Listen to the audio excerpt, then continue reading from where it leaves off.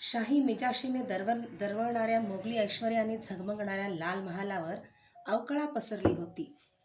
अब्दुल फत्तेच्या प्रेताभोवती बेगमांचा आक्रोश उसळला होता. रात्रीच्या अंधारात मारल्या गेलेल्या बेगमा, दासी, खोजे यांची वस्त्राच्छादित प्रेते दफनाची वाट पाहत होती. खुद्द शास्ता खानच्या उजव्या हाताची 3 बोटे तुटली होती. हकीमाने मलमपट्टी केल्यानंतर हाताकडे खान हताशपणे पाहत होता. अजून खानाच्या अंगाचा कापरा गेला नव्हता. साऱ्या छावणीत एकच गडबड उडाली होती. शिवाजीने रात्री लाल महालावर हल्ला केला यावर कुणाचा विश्वास बसत नव्हता. सारे सरदार लाल महालासमोर गोळा झाले होते. सरदारांना पाहताच खानाचा क्रोध उफाळला. सरदारांच्या गाफीलपणामुळे हा प्रकार झाला असा खानाचा पक्का समज झाला होता.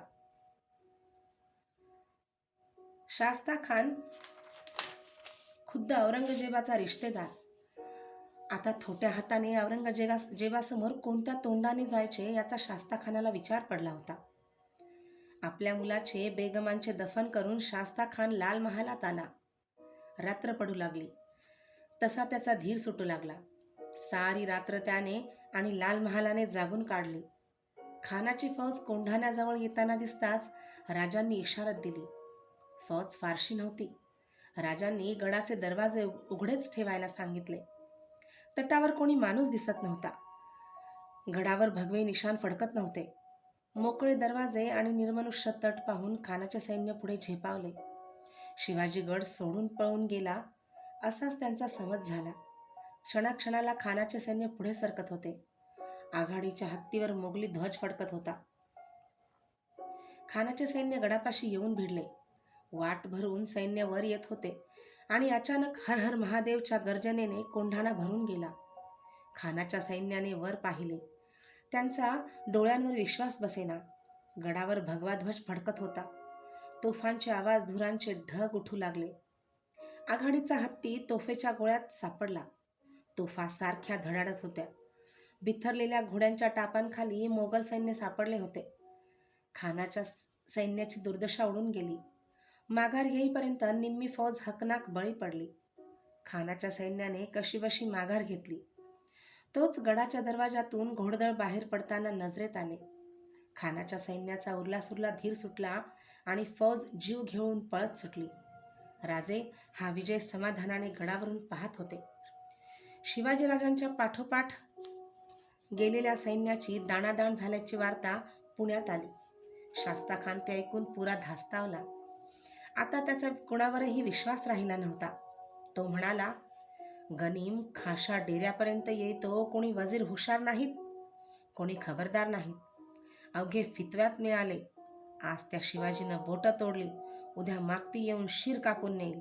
दगेखोर आणखीन दगा देईल. लष्कराचा इतबार राहिला नाही. या लोकांबरोबर राहणं जमणार नाही. खानाने आवराआवर केली आणि तिसऱ्याच दिवशी त्याने पुण्याचा आपला मुक्काम हलवला. जसवंत सिंगाला काही फौजेनिशी पुण्यात शिवाजीचा पराभव करायला ठेवून खान औरंगाबादेच्या वाटेला लागला. त्याला आता पुण्यात ठेवून घेण्याचे सामर्थ्य कुणात उरले नव्हते. खानाच्या छाप्यात जे जखमी झाले होते त्यांना कोंढाण्याला ठेवून राजे राजगडावर आले. गडावर एकच आनंद उसळला. खानाची बोटे तुटली व तो पुण्याहून गेला ही बातमी 2 दिवसात गडावर आली. राजे ती बातमी ऐकून नाराज झाले. त्यांचा असा समज होता की अंधारात केलेला वार कारीगर झाला असेल. राजे म्हणाले, श्री जगदंब कृपेनं फत्ते होऊन आलो. शास्ता म्हणजे शिक्षा. पातशहानं नाव ठेविलं, पण नावाप्रमाणे खानानं करामत केली नाही. आम्ही शास्ता खानास शास्त केली. जे पातशहा जमलं नाही ते आम्ही शास्त करून नाव रुजू केलं. शास्ता खानाच्या पराभवाच्या आनंदार्थ जिजाबाईंनी साखर वाटली आणि गडावरून तोफांच्या फेरी झाडल्या गेल्या. सायंकाळी राजे एकटेच महाली होते. पुतळाबाई महालात आल्याचे पाहून राजांना आश्चर्य वाटले. पुतळाबाई आल्या. महाली येऊन उभ्या राहिल्या. राजे नुसते पाहत होते. पुतळाबाई राजांची नजर टाळीत होत्या. वाढत्या क्षणाबरोबर त्यांच्या मनाचा गोंधळ वाढत होता. तो असह्य होऊन पुतळाबाई एकदम म्हणाल्या, जाते मी. पुतळाबाई दारापर्यंत गेल्या आणि एकदम हाक आली, पुतळा. पुतळाबाई वळल्या. राजांनी विचारले, काय मनात होते, काय मनात होते? काही नाही. राजे उठले. पुतळाबाईंच्या जवळ जात ते म्हणाले, शत्रूंच्या हालचाली, त्यांचे मनसुबे आम्ही जाणतो, पण आम्हाला आमच्या माणसांचं मन जाणता येत नाही. सांगा ना, का आली होतीस? पुतळाबाई म्हणाल्या, आपण मोहीम जिंकलीत आणि मी मात्र अडचणीत सापडले. कसली अडचण? मला काही समजत नाही. आपण गडावरून गेलात, मनाला चैन पडेना. नाही नाही ते मनात येऊ लागलं. तेव्हा तशीच खाली देवीच्या देवळात गेले. नवस बोलून मोकळे झाले. राजे हसले. पुतळाबाईचा चेहरा उंचावत ते म्हणाले, मग त्यात एवढं संकोचायचं काय कारण? नवस फेडून टाका. पुतळाबाई रडकुंडीला येऊन म्हणाल्या, तीच तर खरी अडचण आली ना. मला नवस फेडता येत असता तर केव्हाच फेडला असता. म्हणजे काय बोललीस तू? अक्कलच कमी. गेले हवं ते बोलून. मी बोलले, यात यश मिळू दे, आम्ही दोघे तुझी खना नारळांनी ओटी भरू. राजे गंभीरपणाचा आव आणीत म्हणाले, हे मात्र खरंच कठीण दिसतं. त्यात थोरल्या राणीसाहेबांना कळलं तर पाहायलाच नको. मला भीती वाटते ती त्यांच्याच रागाची. राजे हसून म्हणाले, पुतळा, काळजी करू नकोस. आम्ही काहीतरी वाट जरूर काढू. खरं? अगदी खरं. भाबड्या पुतळाबाई नकळत हसून गेल्या. ते समाधान पाहून राजे मोहरले. पुतळाबाई म्हणाल्या, जाते मी, नाहीतर चौकशी होईल. एवढं भ्यायचं काय कारण? जरा बैस ना. तुमच्याबरोबर बोलायला आम्हाला फारसा वेळ मिळत नाही. नको, जाते मी. पुतळाबाई निश्चयाने वळल्या. त्याच वेळी त्यांचा हात पकडला गेला. पुतळाबाईचे सारे अंग शहारून उठले. हाताला कंप सुटला. कानांवर शब्द आले, पुतळा, ही आमची आज्ञा आहे. दुसऱ्या दिवशी सकाळी राजे स्नान पूजा आटोपून खाली आले. जिजाबाई आपल्या महाली बसल्या होत्या. शंभूबाळ मांडीवर होता. बैठकीजवळ सोयराबाई, पुतळाबाई, सगुणाबाई, काशीबाई उभ्या होत्या. राजांनी जिजाबाईंचे पाय शिवले. शंभूबाळांनी उठून राजांना नमस्कार केला.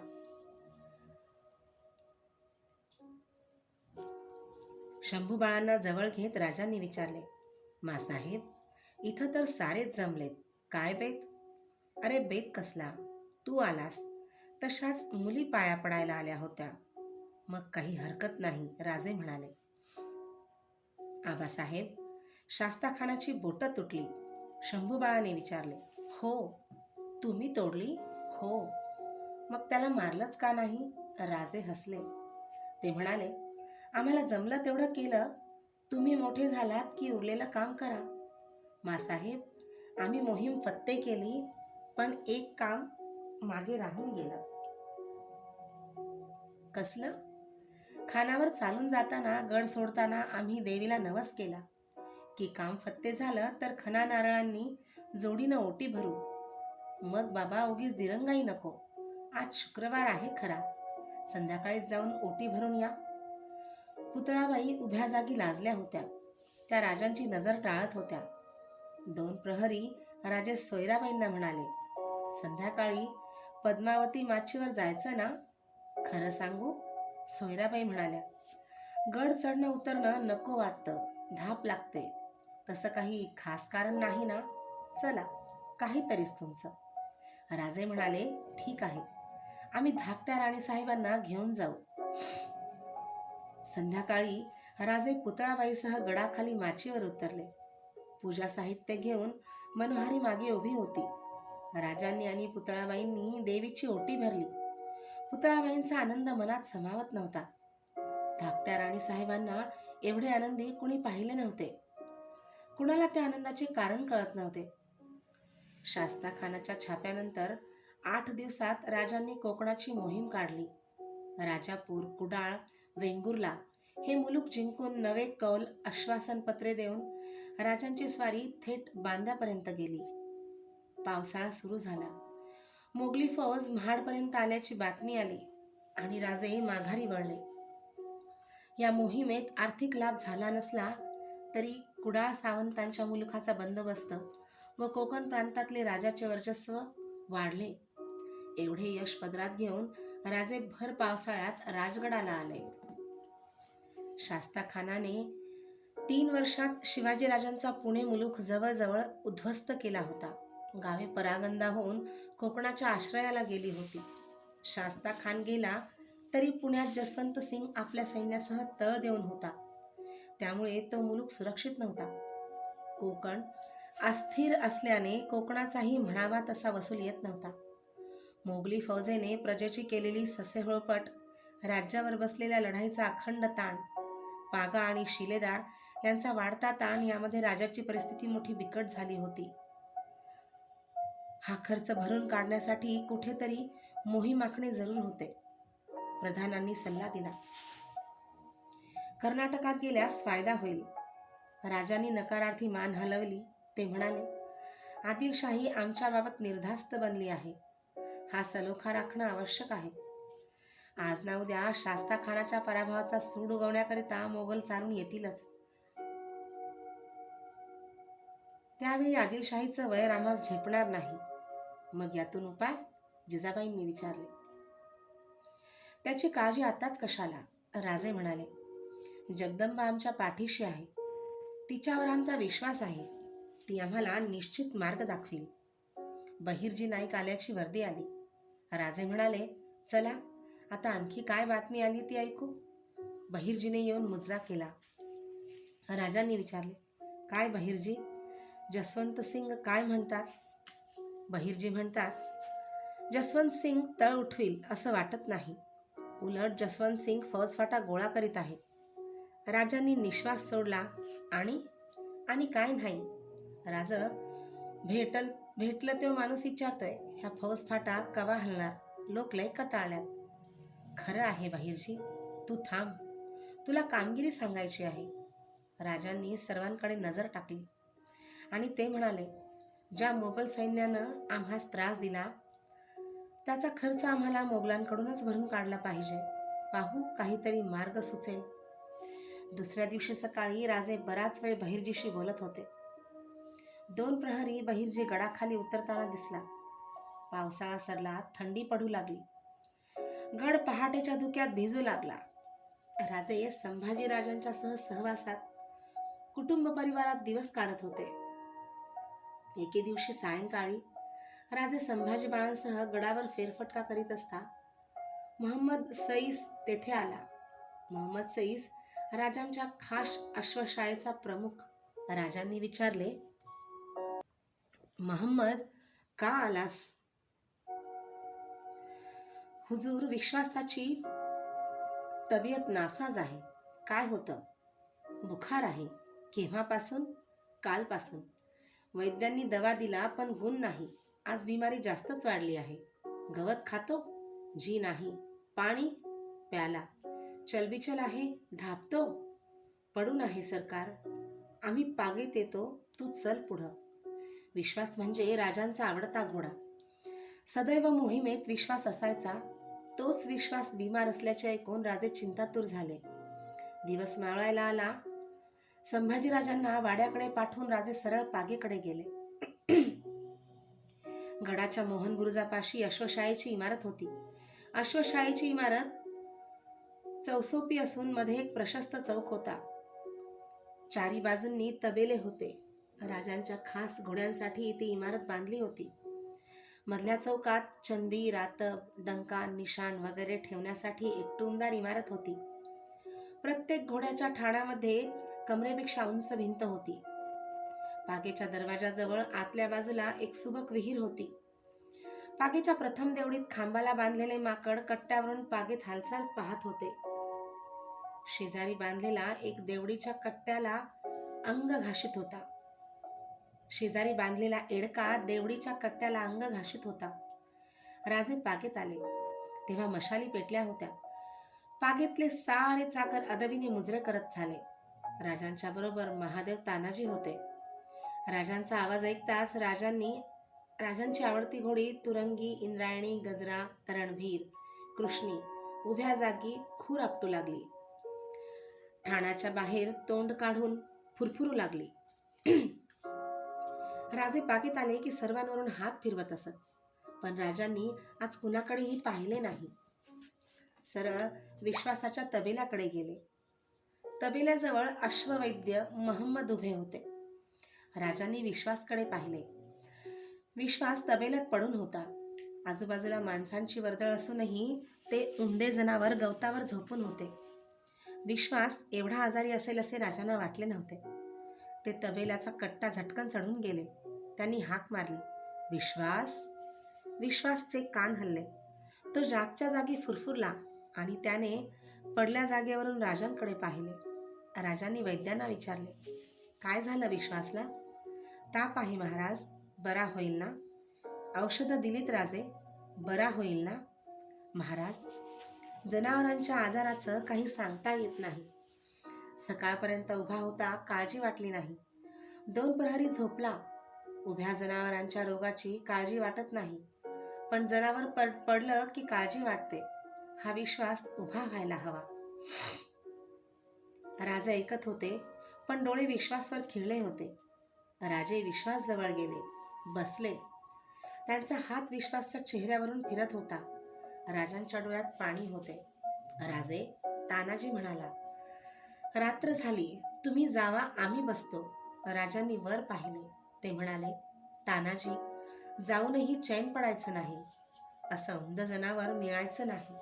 रात्र असो, दिवस असो, गती मंद असो, दौड असो, वाट सरळ असो, आडवाट असो, विश्वासावर मांड टाकली की मन निश्चिंत असायचं. महाराज, 1000 घोड्यात विश्वास उठून दिसायचा. महादेव म्हणाला. कुणीतरी पुढे होऊन राजांच्या जवळ घोंगडे पसरले. राजे घोंगड्यावर बसले. विश्वासाच्या आठवणी निघाल्या. त्या मुक्या जनावरावरून हात फिरवीत राजे बोलत होते. विश्वासच्या नाकपुडीतून उष्ण श्वास बाहेर पडत होते. बराच वेळ गेला. रात्र वाढली आणि पागेत मशाली शिरल्या. तानाजींनी वर्दी दिली. मासाहेब महाराज. राजे उभे राहिले. मासाहेब आल्या. त्यांनी तबेल्यावरून नजर फिरवली. त्या म्हणाल्या, फार आजारी आहे का? होय मासाहेब, 2 प्रहरापासून उठला नाही, ताप आहे. जिजाबाईंनी विश्वासवरून हात फिरवला. त्या म्हणाल्या, ताटाला तुम्ही आला नाहीत, सारी खोळंबली. मासाहेब, भूक नाही, मनही स्वस्थ नाही, आम्ही आज जेवणार नाही. इथंच बसून राहणार? दुसरं काय करणार? जेवढं करणं शक्य आहे तेवढं वैद्यराजांनी केलं आहे. निदान हा डोळ्यासमोर तरी राहील. जिजाबाईंनी मागे पाहिले. दासी पुढे झाल्या. त्यांनी विश्वासची दृष्ट काढली. थोडा वेळ थांबून जिजाबाई वाड्याकडे गेल्या. राजे गुडघ्यात मान घालून बसले होते. वाढत्या रात्रीबरोबर साऱ्यांच्या नजरेत झोप चढत होती. सर्वत्र नीरव शांतता होती. अचानक घोडे फुरफुरले. राजांनी मान वर केली. विश्वास उठायचा प्रयत्न करीत होता. राजे धडधडत्या अंतःकरणाने पाहत होते. विश्वास अर्धवट उठला आणि परत पडला. पुन्हा त्याने सारे बळ लावून धडपड केली आणि विश्वास उभा राहिला. राजे त्याच्याकडे पाहत होते. विश्वास तोंड पुढे करून राजाची मान चाटीत होता. राजांना गुदगुल्या झाल्या. ते हसले. राजे उभे राहिले. त्यांनी हाक मारली, तानाजी, महम्मद, महादेव. बाजूला कट्ट्यावर पेंगणारे सारे धडपडून उठले. तबेल्याकडे धावले. विश्वास उभा होता. राजे त्याला कुरवाळीत होते. वैद्य आनंदाने म्हणाला, महाराज, आपण निश्चिंत होऊन विश्रांती घ्या. विश्वासला आता कसलाही धोका नाही. सारे समाधानाने वाड्यात आले. उत्तर रात्रीला सुरुवात झाली होती. राजे थकलेले होते. ते सरळ आपल्या महाली जात असता मागून आवाज आला, राजे. राजे वळले. मासाहेब दारात उभ्या होत्या. राजांनी विचारले, मासाहेब, झोपला नाही? झोप येईना. कसा आहे विश्वास? उभा राहिला. बरं झालं. देवानं गाऱ्हाण ऐकलं.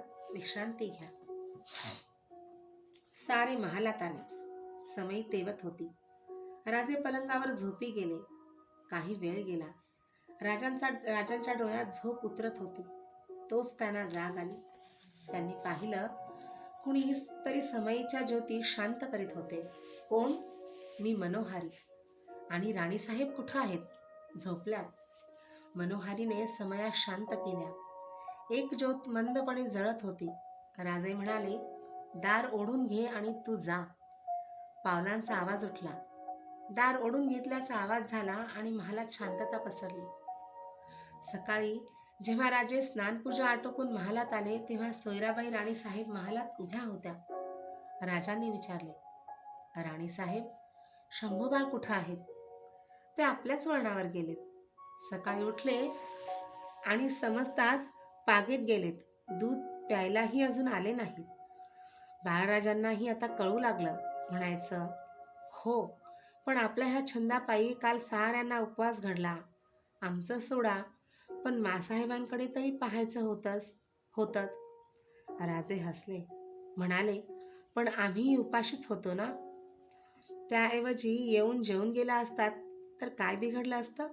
वैद्य होते, सारे होते. तेही खरंच. मला बाई झोप आली, झोपून गेले मी. छान केलं. मासाहेबांची पूजा झाली का? पहा, आम्ही खाली येतोय म्हणून सांगा. सोयराबाई निघून गेल्या. राजांनी आपला दुशेला कमरेला आवळला आणि ते वळणार तोच महालाच्या दाराशी पुतळाबाई आल्या. त्यांच्या मागे मनोहारी होती. मनोहारीने तबक बैठकीवर ठेवले. राजांनी विचारले, काय आहे? काल रात्री उपाशी राहिलात, थोडं फराळाचं आणलंय. तुम्ही आमच्यावर रागावला नाहीत? राजानं विचारलं. राग? आणि आपल्यावर? तो कशासाठी बाई? वा, काल आम्ही जेवलो नाही. त्यामुळं मासाहेबांबरोबरच साऱ्या राणीवशाला उपवास पडला. केवढा अनर्थ घडला. राजे बैठकीवर बसले. मनोहारी, पुतळाबाई उभ्या होत्या. राजे फराळ करीत होते. पुतळाबाई म्हणाल्या, काल आपण आलात तेव्हा महाली आले, झोप लागली नाही. थोडा वेळ थांबून त्या म्हणाल्या, आता काळजीचं कारण नाही. विश्वासची तब्येत आता बरी आहे. तुम्हाला कसं कळलं? सकाळी मी आणि ही बागेकडे गेलो होतो. आता गवत खातो. खुद्द बाळराजे त्याला चारत आहेत. बोलावलं तरी येईनात. तिथंच आहेत ते. फारच थोड्यांना कळतं हे. राजे गडबडीने दूध प्याले आणि उठले. फराळाचे बरेचसे तसेच राहिलेले पाहून पुतळाबाई उद्गारल्या, हे काय? काहीच घेतले नाहीत? राजांनी पुतळाबाईंकडे पाहिले. त्यांच्या चेहऱ्यावर स्मित होते. ते म्हणाले, नुसत्या अन्नानंच पोट भरतं असं कोणी सांगितलं? मासाहेब वाट पाहत असतील म्हणत राजे उठले आणि मासाहेबांच्या महालाकडे चालू लागले.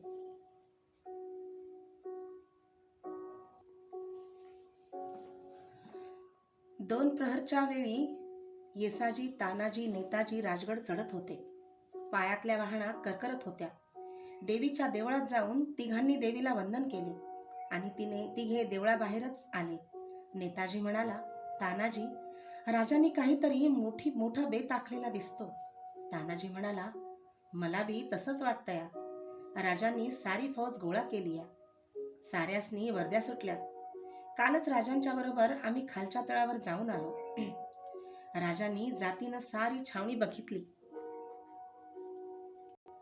होय, पण कुठला भेद काढला ते समजलं का? नेताजींनी विचारले. येसाजी हसला. तो म्हणाला, आता तुम्हीच विचारा की राजासनी. मी? नेताजी दचकून म्हणाला, वय, तुम्ही सेनापती, राजांचे सोयरे. तुम्हासनी हे धाडस होत नाही तर आम्ही काय विचारणार? बाकी गेल्या 10 दिवसात जसा बहिर्जी आला तसं चारी वाटानं नजरबाज गडावर दिसतात. तानाजी म्हणाला. येसाजी म्हणाला, कुठं मोहीम असना, पण आम्ही एक महिन्यानं ठेवाया पाहिजे होती. ते र का? तानाजीने विचारला. औंदा पिकं झोकबा झालीत. मळण्या आटोपून गेलं असतं तर बेस झालं असतं. तुझ्या मळण्या आणि आमच्या नाहीत. आम्ही पिकपाणी सोडून आलो ते फुकट सोडशिला. नेताजी थांबले. दोघे त्यांच्याकडे पाहत होते. मी राजांना कवा तरी सांगणार आहे. काय सांगणार? येसाजीने विचारले. अरे, घरात तोटा पडला तर कवाबी अंबरखान्यातनं दानं मिळतात. साऱ्या फौजेला हे माहीत आहे. आता पावसाळ्यात शेतावर पूर्वीसारखी राबणूक करीत नाहीत हे लोक. हे मात्र खरं. तानाजीने आपले थोराड मुंडासे डोलावले. गडाच्या दरवाजाशी चौकी पहारेकऱ्यांचे मुजरे स्वीकारून सारे वाड्यात आले. राजे सदरेवरच होते. शेजारी प्रतापराव सरनोबत, आनंदराव, मोरोपंत, निळपंत, अण्णाजीपंत ही सारी मंडळी होती. नेताजी येत असलेले पाहून राजे म्हणाले, चला. नेताजी काका शिल्लक राहिले होते, तेही आले. तानाजी येसाजींकडे पाहून राजाने विचारले, कुठं सापडले आमचे सेनापती? येसाजी हसून मुजरा करीत म्हणाला, मोहिमेचं नाव काढलं आणि दडून बसले की घरात. मग नाईलाज झाला, घरातनं ओढून काढून आणलं सदरेवर. सारे हसले. सदरेवर नेताजी येताच राजांनी निर्णय सांगितला. नेताजी, उद्या बाहेर पडायचं. मोहिमेला जायचं? नेताजींनी विचारलं. फिरायचे दिवस अजून यायचे आहेत, राजे म्हणाले. तुमचा रोख आम्ही ओळखला. तुमच्यापासून लपून ठेवण्यात काय अर्थ? अहमदाबादेचा मोगली खलिता आला आहे. महाबत खानानं पट्टणचं बंड मोडण्यासाठी आम्हाला तातडीनं बोलावलं आहे. ही संधी घेतली तर आम्ही केलेल्या मदतीमुळे औरंगजेबाचा राग शांत होईल, जरा स्वस्थता लाभेल. ज्यासाठी सारे आतुर होते तो मोहिमेचा बेत कळला. तो ऐकून सारे निराश झाले. राजांनी बादशहांच्या मदतीला एवढ्या तातडीने का जावे हे कोणालाच कळत नव्हते. राजे सदरेवरून उठले आणि आत गेले. संध्याकाळी राजे जिजाबाईच्या भेटीला गेले असता जिजाबाईंनी विचारले, राजे, उद्याची मोहीम महाबत खानाच्या मदतीसाठी आखली? कोणी सांगितलं? मोरोपंत म्हणत होते. केवढ्या लवकर आमचे बेत जगजाहीर होतात. मासाहेब, चला. मासाहेब, थोडं बोलायचं आहे. आमच्या महाली जाऊ. राजे जिजाबाईसह महालात आले. राजांनी महादेवाला महालाबाहेर उभे केले. राजे म्हणाले, मासाहेब, हा खर्चाचा ताण आता सहन करणं अशक्य आहे. शास्ता खानानं जी प्रजा बेदरकार केली, त्या प्रजेला दिलासा देऊन ती माणसं जमवायला हवीत. याला प्रचंड पैसा लागणार, पण आणणार कुठून? ती विहीर आम्ही हुडकली आहे. अगणित संपत्तीनं ती काठोकाठ भरलेली आहे. तो गाळ उपसण्याकरिताच आम्ही जात आहोत. काय सांगता? नीट बोला ना. मासाहेब, सुरतेवर स्वारी करणार आहोत. सुरत? हो, सुरत म्हणजे मोगलांशी दुभती गाय. लक्षावधी रुपये नुसते कर रूपानं मोगलांना मिळतात. मक्केच्या हासची तीच वाट. ती सुरत लुटून आम्ही आमची नुकसान भरपाई करायचं ठरवलं आहे. पण राजे, पुरा मोगली मुलूक केवढा लांब पल्ला. गेले 4 महिने आमचे शेकडो नजरबाज इथून सुरतेपर्यंत पसरले आहेत. मोगलांच्या भर मुलुखात वसलेली सुरत निर्भयपणे माळावर वसली आहे.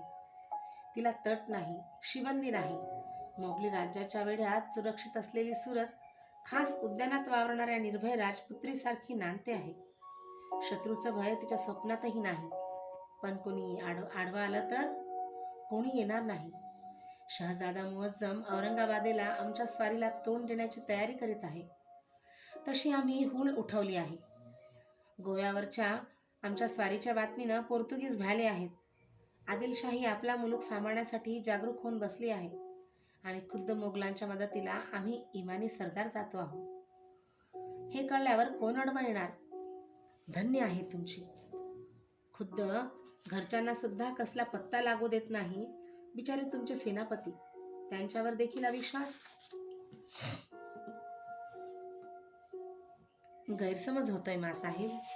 अविश्वास नव्हे, ही सुरक्षितता आहे. आमच्या नजरबाजांना आमचे हेतू कळतात.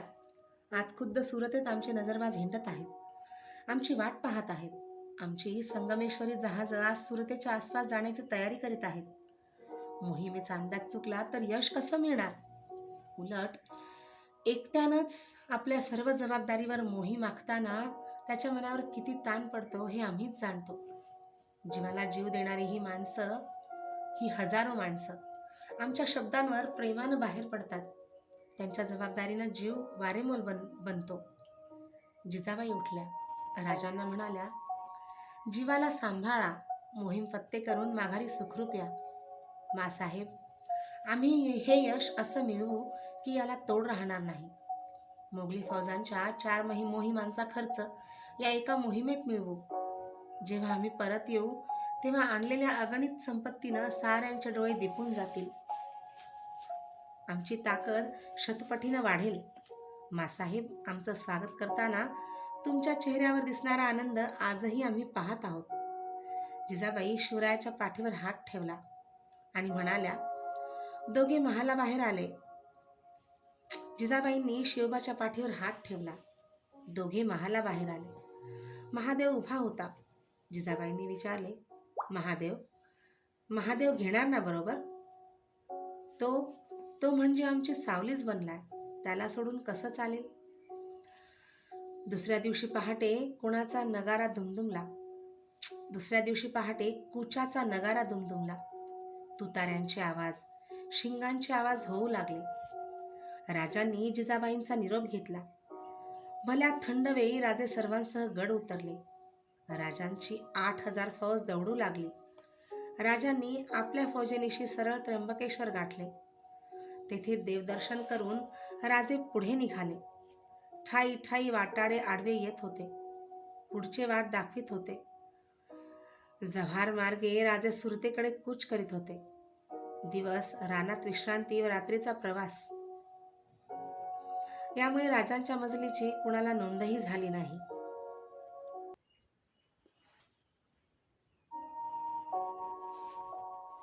तापी नदीच्या दक्षिण तीरावर सुरतेचा टुमदार किल्ला वसला होता. किल्ला आकाराने लहान असला तरी त्याची तटबंदी भक्कम होती. किल्ल्याला लागून पसरलेले सुरत शहर मात्र अगदी मोकळ्या मैदानावर बसले होते. 2 कोस लांब रुंद पसरलेल्या त्या शहराला तटबंदी नव्हती, खंदक नव्हते. शहराच्या 4 सुरेख वेशी होत्या, पण त्यांचा उपयोग रक्षणापेक्षा शोभेकरिताच होता. कधी काळी मारलेल्या खंदकाची काही ठिकाणी गळग्यांच्या रूपाने निशाणी दिसे, पण तेही खळगे कोरडे पडले होते. पाठीशी समुद्र आणि समोरा शेकडो मैल पसरलेला मोगली मुलूक असता मोगलांच्या व्यापारपेठा संरक्षणाची गरज काय? सुरत त्यावेळी वैभवाच्या कळसाला पोहोचले होते. औरंगाबादेतला सुरतेच्या नुसत्या कराचे 10 लाख रुपये वर्षाला मिळत होते. साऱ्या देशाचे व्यापार केंद्र म्हणून सुरतेचा लौकिक होता. इंग्रज, वलंदेज, हबसाण, तुर्क लोक याच बंदरातून व्यापार करीत असत. नाना देशीच्या, नाना वेशांच्या लोकांनी या शहराला शोभा आणली होती. मोगलांचा सरदार नियायत खान निर्धोकपणे शहरावर सत्ता गाजवित होता. इंग्रज साहेब अक्झेंडन आपली वखार राखीत होते. नदी पलीकडे असलेल्या स्वाली गोदीवर बसून सुरतेवर लक्ष ठेवित होता. सुरतेपासून समुद्र थोडा दूर होता. छोटी गलबते स्वालीच्या गोदीपर्यंत येऊ शकत होती. तेथून सुरतेत नाना देशींचा माल आणला जाई आणि हिंदुस्थानचा माल बाहेर जाई. शहराला लागून असलेल्या नदीकाठावर सुरतेच्या धनाढ्य व्यापाऱ्यांचे वाडे उभे होते. गावाचे रस्ते वेडीवाकडी वळणे घेत जाणारे आणि अरुंद होते. श्रीमंतांचे महाल सोडले तर सारे शहर साध्या घरांनीच सजले होते. वलंदेजांच्या आणि इंग्रजांच्या 2 वखारी आपल्या वेगळ्या धाटणीने शहरात नजरेत भरत होत्या. सुरतेच्या बऱ्हाणपूरच्या वेशीचे चौकीदार सकाळच्या थंडीत कोवळ्या उन्हावर पाठी शेकत होते.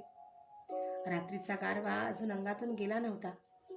शहरातील जकात घर शांत होते. नेहमी तेथे गडबड दिसायची, पण गोदीत सहज न आल्याने तेथे फारशी धावपळ दिसत नव्हती. जकात घरापुढे नेहमी जागरूकता असे. सुरतेस येणारा वा बाहेर जाणारा माल मोगली अधिकाऱ्यांकडून कसून तपासला जाई. जकात नाक्यासमोर उभा असलेला मोमीन वाकडा चेहरा करून उभा होता. एक पहारेकरी म्हणाला, क्यों मोमीन, खडा क्यों? मोमीन म्हणाला, आज काम मिळेल असं दिसत नाही.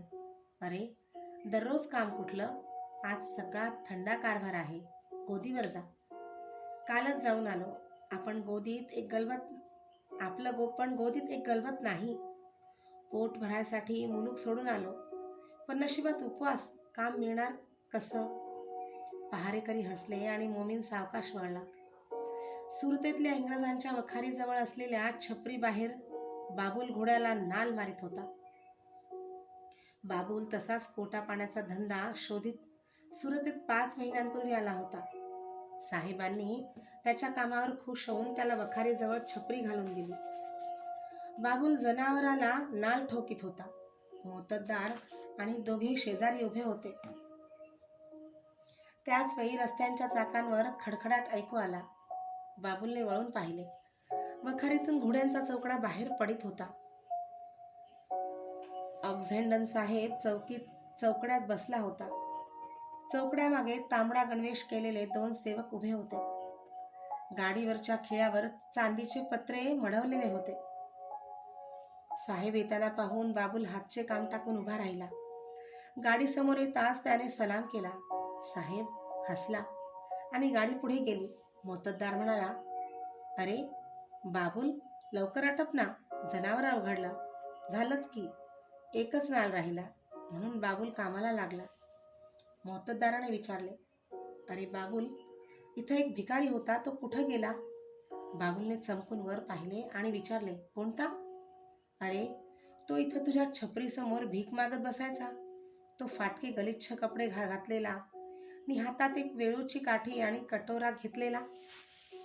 आठवल्यासारखं करून बाबूल म्हणाला, दिला हाकलून.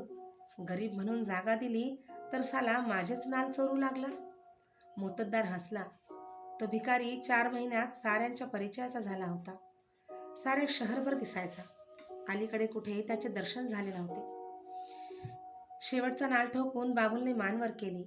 त्या उमद्या उंचापुऱ्या अबलख घोड्याकडे पाहत बाबूल म्हणाला, भारी उमद जनावर. सुरतेत जनावर पाळावं तर सुभेदार साहेबांनीच. मोत्तद्दार म्हणाला, मालिकांचा खरा शौक एवढा एकच, अस्सल अरबी जात आहे. अशी जातिवंत 60 घोडी मालिकांच्या तबेल्यात आहेत. खरं तर काय खोटं सांगतो? आज गलबत आलं नाही वाटतं. बाबूलने विषय बदलला. का? तुला का चौकशी? मोत्तद्दाराने विचारले. तुम्हाला काय, राजे तुम्ही, माझं पोट त्यावर आहे. बाबा, गलबत आलं की माल उतारायला आणि न्यायला गडबड सुरू होते ना, मगच घोड्याच्या नालांची चौकशी होते. मोत्तद्दार हसला. बाबूल, खरं आहे तुझं, पण राजा आज एकही गलबत नाही. 2 दिवसात येणार नाही. मी पहाटेच गोदीवर जाऊन आलो. जातो मी. आणि पैसे? मोत्तद्दाराने एकदम रूप बदलले. संतापून तो म्हणाला, भिकारड्या भीक मागत होता, तो अन्नाला लागलास आणि सुभेदारांच्या खास घोड्याचे पैसे मागण्यापर्यंत मजल गेली. सुभेदारांच्या कानांवर घालू? बाबूलने चटकन कान पकडले. चूक झाली मालक, परत नाही विचारणार. मोत्तद्दार आणि हुजरे घोड्यासह निघून गेले. बाबूल 4 दिवसांची आपली दाढी खाजवीत कट्ट्यावर बसून राहिला. नाना तऱ्हेचे कपडे केलेले नाना देशीचे लोक रस्त्याने जात होते. कुणी पालखीतून तर कुणी घोड्यावरून जात होते. त्यात फिरंगी, बलंदेज, गुजराती, सिद्धी, अरब असे अनेक लोक होते. अंगावर पडलेल्या सावलीमुळे बाबूलने मान वर केली. डोकीला चपटे पागोटे बांधलेला थकलेला रामशरण उभा होता. काय रामशरण? बाबूल, तुझं ठीक, पण तेल्या घरची नोकरी करून जीव नकोसा झालाय. का रे?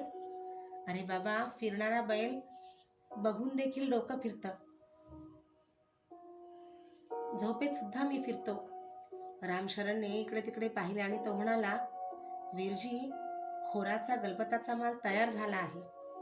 2-3 दिवसात गलबत येईल असं म्हणत होते. बाबूल, जातो. बाबूल, जातो, नाहीतर मालक परत शिव्या द्यायचा. रामशरण गेला. बाबूल इंग्रजांच्या वखारीतून चक्कर मारून आला.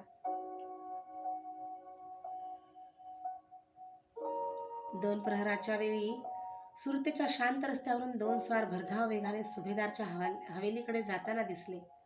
सुभेदार इनायत खान गोड झोपेच्या अधीन झाला होता. त्याला जागे करण्यात आले. झोपमोड झाल्यामुळे त्रस्त झालेला इनायत खान महालात गेला. 2 जासुदांनी मुजरे केले. लोडाला टेकून बसत जांभई देत इनायत खानाने विचारले, काय झालं? हुजूर, शिवाजी गणदेवी आला आहे. भारी फौज बरोबर आहे. इनायत खानाची झोप उडाली. शिवाजी? गणदेवीत? अवघ्या 16 कोसांवर? नामुमकिन. इनायत हसला. म्हणाला, बेवकूफ, शिवाजी मोगली मुलखात इथवर येईल कसा? तुमने खुद देखा है? नाही हुजूर, पण गणदेवीत एकच पळापळ सुरू आहे. ती पाहिली आणि वर्दी द्यायला पुढे आलो. बिलकुल गवार. शिवाजी एवढ्या फौजेनिशी आला असता तर मोगली मुलखातनं कोणी सोडला असता त्याला? फिर ऐसी हवाई खबरे लाने की हिम्मत न करना.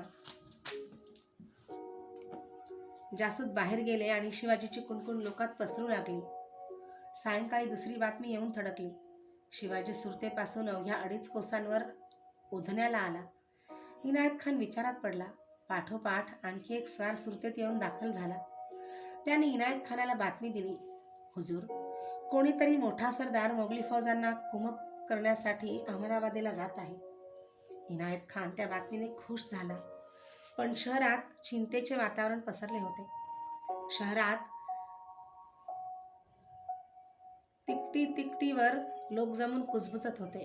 खुद्द इंग्रज व वलंदेज प्रतिनिधी इनायत खानाकडे आले.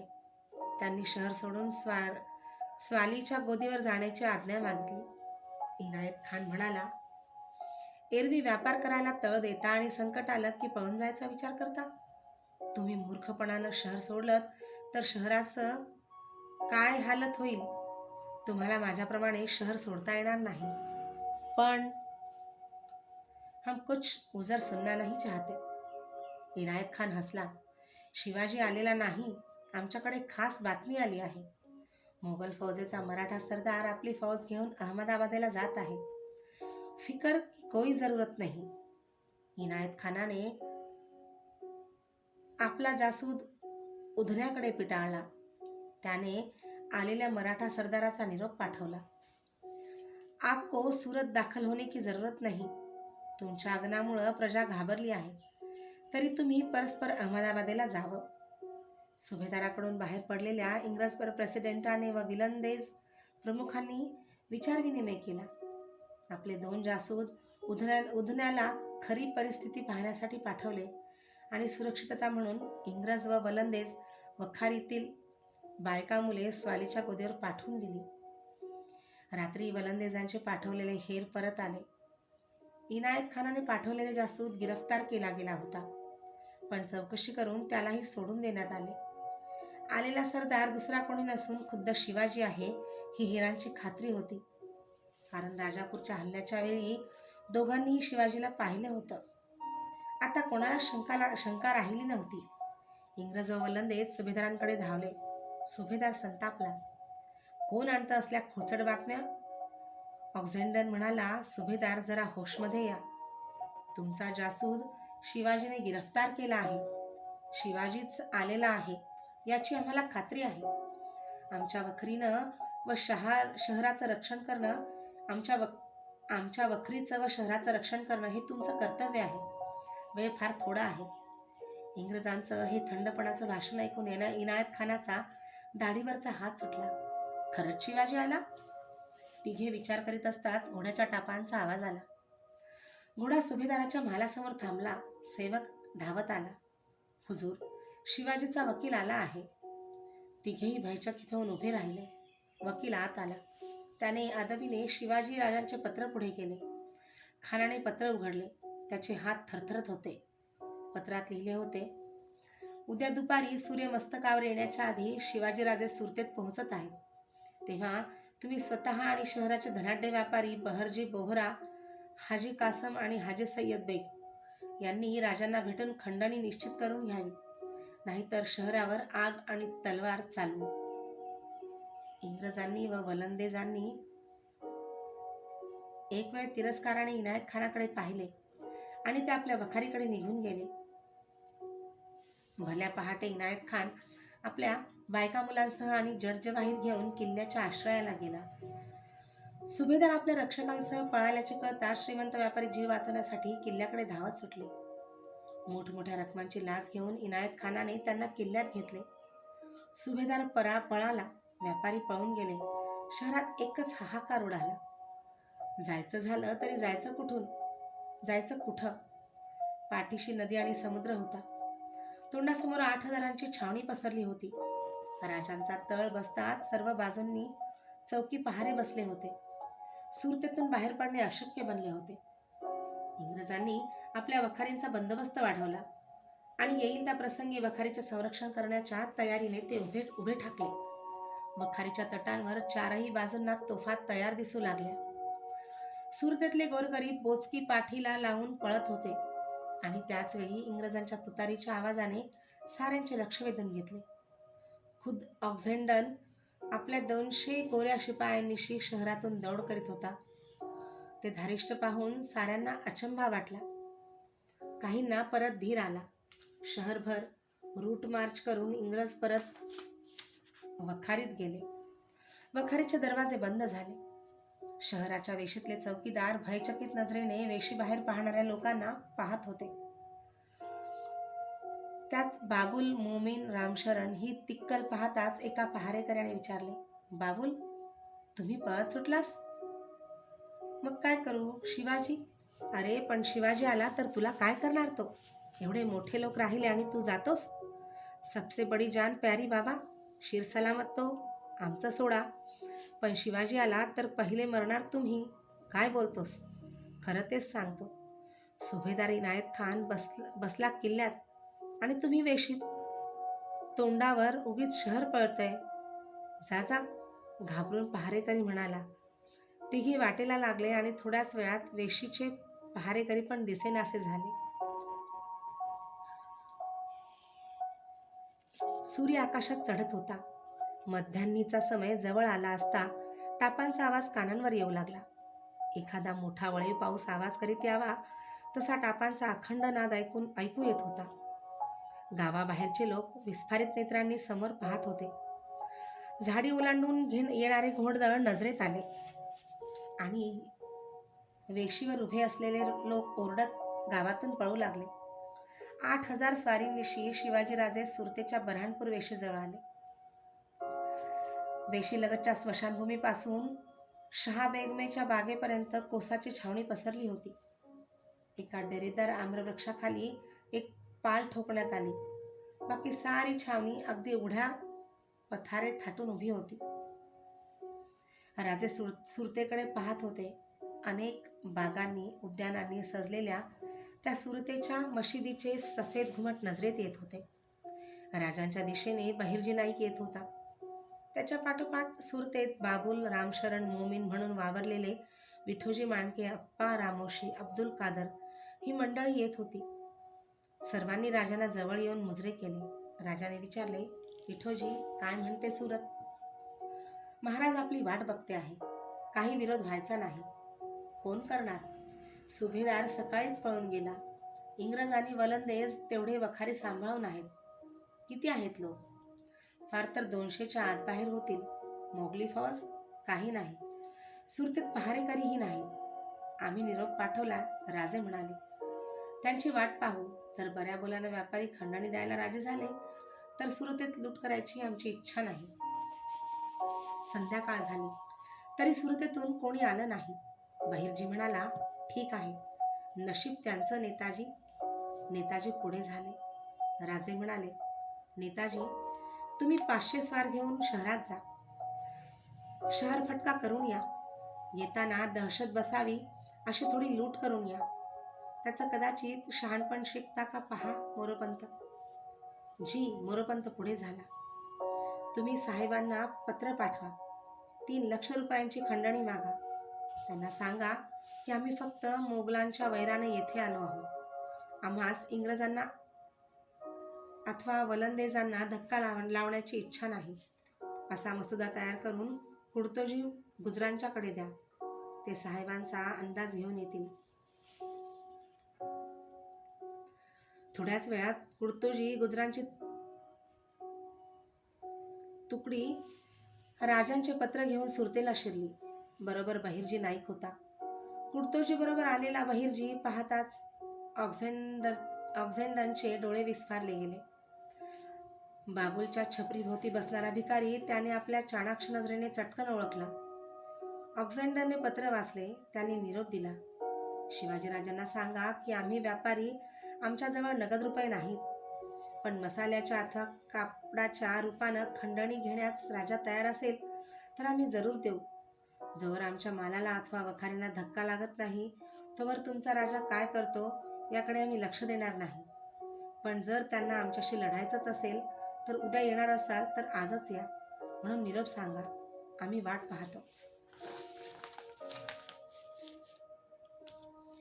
इंग्रजांचा निरोप घेऊन कुडतोजी छावणीत आले. तो निरोप ऐकून राजांच्या चेहऱ्यावर स्मित उमटले. साहेब बिलंदर खरा, त्याला माहीत आहे की आम्ही मसाल्याचं सामान, कापडांच्या गाठी यासारखं अजडवजन नेऊ शकणार नाही. संतापलेले कुडतोजी गुजर म्हणाले, राजे आज्ञा करा. फार तर 200 टोपडी आणि 4 तोफा. वखारी होत्या की नव्हत्या असं करून माघारी येतो. हा कुडतोजी, दमानं घ्या. सुरतेत आम्हाला लढाई नको आहे. मोगलांच्या मुलुखात आपण आहोत. साहेबालाही ते माहीत आहे, म्हणूनच हा निरोप आहे. इंग्रजांना आणि वलंदेजांना जराही धक्का लावू नका. किल्ल्यात लपलेल्या सुभेदाराला भिवविण्यासाठी आमचे स्वार किल्ल्यापर्यंत जाऊ देत.